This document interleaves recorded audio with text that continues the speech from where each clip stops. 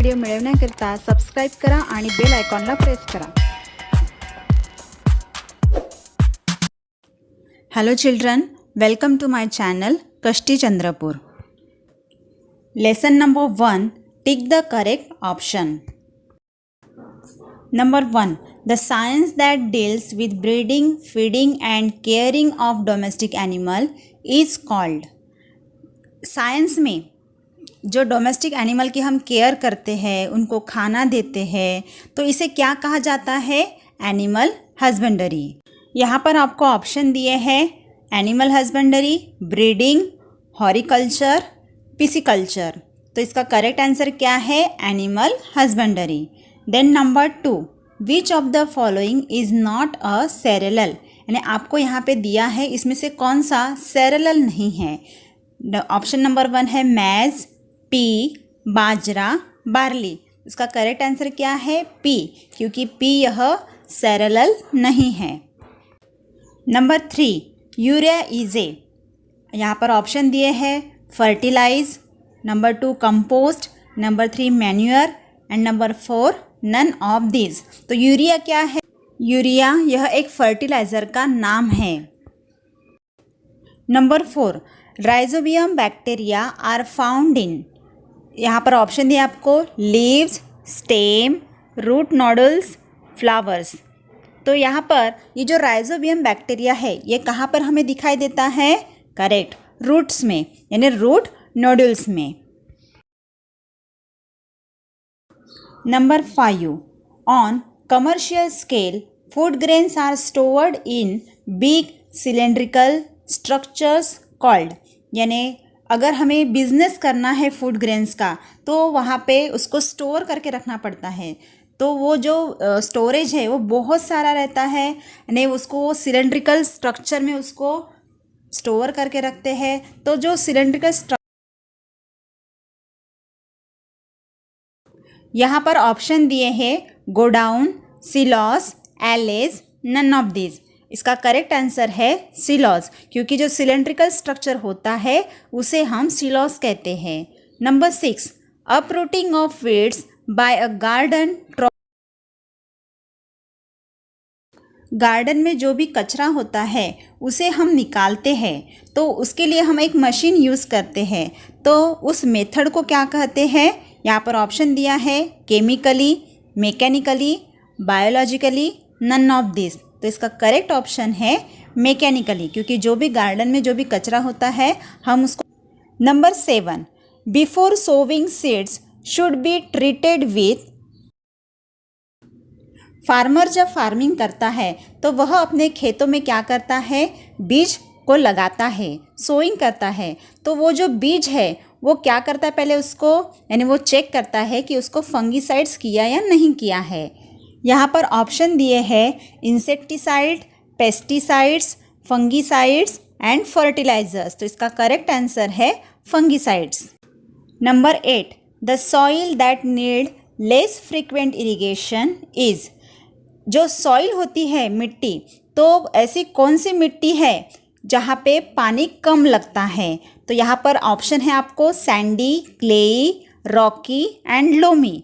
तो इसका correct answer क्या होगा? क्लेई सॉइल, क्योंकि जो क्लेई सॉइल है उसमें बहुत वाटर पहले से ही उसमें रहता है, इसलिए उसे यानी लेस फ्रीक्वेंट इरिगेशन चाहिए होता है. तो इसका करेक्ट आंसर क्या है? Clayey. Number 9, the process of removal of anthers to prevent self pollination is. एक जो प्लांट होता है वहाँ पे क्या होता है? मेल एंड फीमेल दोनों भी रहते हैं. तो वो क्या करता है? फीमेल प्लांट को रिमूव करता है बर्ड स्टेज में से. तो क्यों? क्योंकि उसे क्या करना होता है? प्रिवेंट सेल्फ पोलिनेशन, उसे पोलिनेशन करने का रहता है, इसलिए वह फीमेल को वहाँ से निकाल देता है. तो वो जो प्रोसेस है उसे क्या कहते हैं? तो यहाँ पर ऑप्शन दिया है hybridisation, emasculation, harvesting.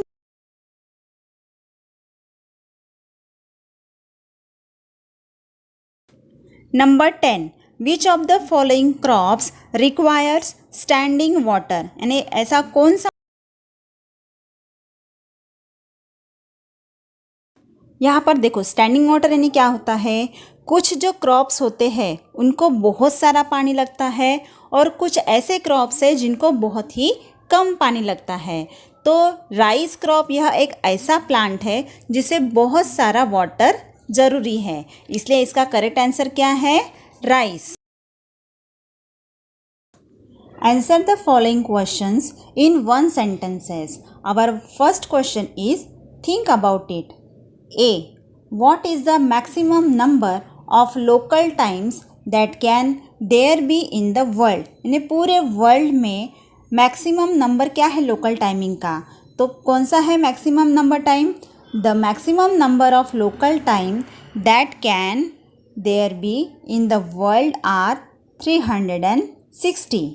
Now B. How many longitudes pass the sun in 1 hour? यानी अगर सन को पास होना है लॉन्गिट्यूड कि उसको कितना लॉन्गिट्यूड लगेगा 1 आवर में, तो कितना लगेगा 15 longitude pass the sun in 1 hour. Number 2. How much time does the earth take to complete 1 rotation? यानी जो अर्थ जो है वह 1 रोटेशन कंप्लीट करने के लिए उसको कितना टाइम लगता है, 24 hours. 24 hours time does the earth take to complete 1 rotation. Now number 3. What is meant by the local time of a place? यानी local time of place क्या होता है, इसका मीनिंग क्या है? तो वो ऐसा टाइम है, देखो, the time at a particular place with reference to the overhead position of the sun. यानी स्काई में सन की पोजीशन कैसी है, यानी वो ओवरहेड है या कैसा है, तो वो पोजीशन पे डिपेंड करता है, इसलिए it is considered as the local time of that place. यानी जगह से हम कैसे लोकल टाइम करेंगे, तो सन की. डुबा दो अहंकार इस गीत में हम सूचना के अनुसार कृतियाँ करो, इस प्रश्न को यहाँ पर दिया है संजाल पूर्ण करो. इसका प्रश्न है कवि मांगता है, तो कवि क्या क्या मांगता है यह हमें यहाँ पर कवि मांगता है में अहंकार को अपने आंसू जल के साथ बहा देना चाहता है, आत्मप्रचार नहीं करना चाहता, चरम शांति की कामना करता, ईश्वर की कमल रूपी हृदय की पंखुड़ी. अभी हमारा अगला प्रश्न है, ऐसे प्रश्न तैयार करो जिनके उत्तरों में निम्न शब्द हो. यानी आपको यहाँ पर उत्तर लिखकर दिया है, आपको प्रश्न तैयार करना है. पहला है हृदय कमल, तो इसका प्रश्न क्या बनेगा, कवि ईश्वर से कहाँ रहने के लिए सहारा मांगता है. दूसरा उत्तर है परम कांति, तो इसका प्रश्न कैसे तैयार होगा, कवि प्राणों के लिए क्या मांगते हैं, तो क्या की जगह पे क्या आएगा. तीसरा उत्तर दिया है यहाँ पर पल पल, तो इसका प्रश्न कैसे तैयार होगा, घेर स्वयं को घूम घूम कर मरता हूँ, उसके सामने और मैं लिखना है. उसके बाद ये प्रश्न तैयार हो जाएगा कि रिक्त स्थानों की पूर्ति करो. चौथा दिया है उत्तर में जीवन, इसका प्रश्न हमें बनाना है, कवि ईश्वर की इच्छा डैश डैश में, तो जहाँ पे हमने डैश दिया है वहाँ पे लिखना है जीवन. हमारा नेक्स्ट क्वेश्चन है, arrange the following rational numbers in ascending order. अभी आपको यहाँ पे एक नंबर दिए हैं, तो वो आपको असेंडिंग ऑर्डर में सेट करना है. तो हमारा फर्स्ट क्वेश्चन है 8/-15, -3/10, -13/20 एंड 17/-30. पहले हम इन नंबर को स्टैंडर्ड फॉर्म में लिखेंगे. स्टैंडर्ड फॉर्म यानी यहाँ पे देखो, यहाँ पे 8/-15 है, तो ये जो माइनस साइन है हम इसको माइनस साइन को ऊपर लेंगे, यानी -8/15 करेंगे, क्योंकि अगर हम -8/15 लिखते हैं या 8/-15 लिखते हैं तो दोनों का भी जो मीनिंग है वह सेम हो जाता है. तो इसलिए पहले हम क्या करेंगे, जो माइनस साइन नीचे है उनको पहले ऊपर करेंगे. इसके बाद यहाँ पे आप डिनोमिनेटर के नंबर देखिए, डिनोमिनेटर के नंबर से आपको एलसीएम निकालना है। तो एलसीएम कैसे निकालते हैं वो मेथड तो आप सभी को पता है। एलसीएम मेथड से अगर हम इनका निकालते हैं तो इसका जो एलसीएम है वो आता है 60। हमारा फर्स्ट नंबर है -8/15। अगर हमें डिनोमिनेटर 60 चाहिए तो 15 को 4 से मल्टीप्लाई करना होगा, इसलिए -8 × 14 = -32 एंड 15 4 × 60। उसके बाद -3/10 को 6 से मल्टीप्लाई करना होगा, तभी हमारा जो आंसर है डिनोमिनेटर 60 आएगा। -13/20 को अगर हम 3 से मल्टीप्लाई करते हैं तो हमारा आंसर -39/60 आएगा। -17/30 इसको अगर हम 2 से मल्टीप्लाई करते हैं तो ही हमारा डिनोमिनेटर 60 आएगा। तो इसलिए अगर 2 से जब हम इसको मल्टीप्लाई करते हैं तो -34/60 यह अपना आंसर हमें मिल जाएगा। अभी हमारे 4 नंबर हमको मिल गए हैं। फर्स्ट नंबर है -32/60, सेकंड है -18/60, नंबर 3 है -39/60 और नंबर 4 है -34/60। इसके बाद में हम इनको कंपेयर करेंगे। तो जब हम इसको कंपेयर करेंगे इसके न्यूमरेटर को, जब हम न्यूमरेटर कंपेयर करेंगे तो आप देखिए यहाँ पे -39, -18, -39, -34 ये नंबर हमको मिल गए हैं। तो न्यूमरेटर जब माइनस रहता है तो जितना वो बड़ा नंबर रहेगा तो माइनस में वो उतना ही छोटा नंबर कहलाता है। तो पहले कौन सा आएगा? पहले आएगा -39, फिर आएगा -34, उसके बाद -39/60 ये कौन सा नंबर है? -13/20। -34/60 यह किसका नंबर है? -17/30। और -32/60 यह किसका नंबर है? -8/15। और -18/60 यह नंबर -3/10 से हमें मिला है। तो हम इसको अब असेंडिंग ऑर्डर में जब लिख रहे हैं तो पहले कौन सा नंबर आएगा? -13/20, -17/30, -8/15। नंबर 2 क्वेश्चन है -13/5, -2, 7/-3, 2/3। अभी हमें इसको फिर से स्टैंडर्ड फॉर्म में लिखना होगा। Writing the given rational numbers in standard form, then we get -13/5, -2 इसको न्यूमरेटर है, डिनोमिनेटर नहीं है, इसलिए हम डिनोमिनेटर 1 लिखेंगे। फिर -7/3, 2/3। पहले हम इनका एलसीएम निकालेंगे। डिनोमिनेटर यहाँ पर है 5, 1, 3, 3, तो इसका एलसीएम क्या आएगा? 15। अभी फर्स्ट नंबर को हमारा जो एलसीएम आया है वो है 15।